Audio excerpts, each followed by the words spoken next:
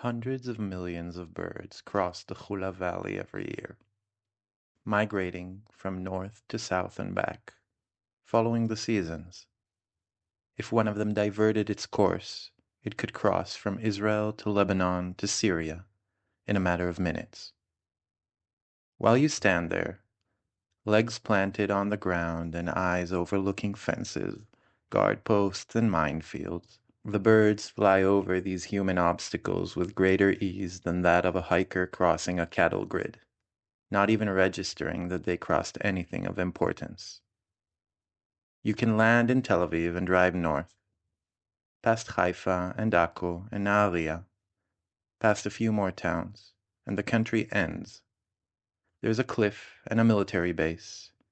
There is even a border crossing used by the UN, but for all practical reasons, day-to-day life stops at the border. No one crosses, except when war breaks out.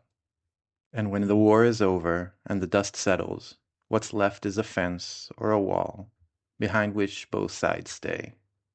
The violence stops, and the farmers farm, and the soldiers patrol, and the tourists come for a moment of nature and quiet, and we go on acting like life is normal. Sometimes you need a border, and there's no place to put it. Time can be a magnificent border. There's a spot in the old city of Jerusalem, below the Austrian hospice. If you go there on a Friday afternoon, you will see old cobblestones holding the weight of 3 religions. At first, you see thousands of Muslims walking north and east after their noon prayer at Al-Aqsa Mosque. After this human wave has subsided, a procession of Christians carrying a cross will pass from east to west, on their way to the Church of the Holy Sepulchre.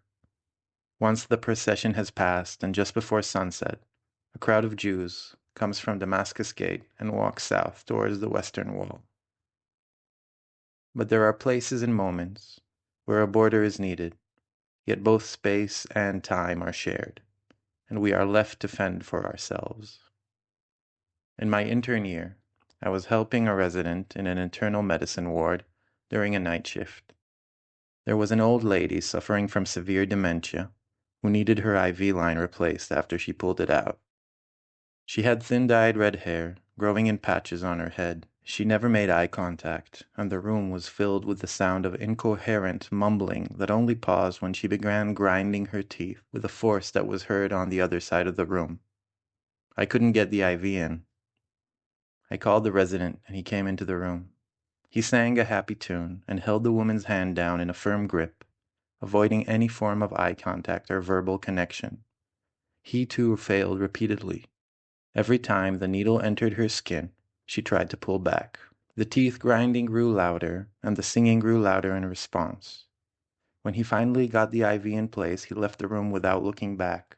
I instinctively put a hand on the woman's shoulder and talked nonsense in a low voice.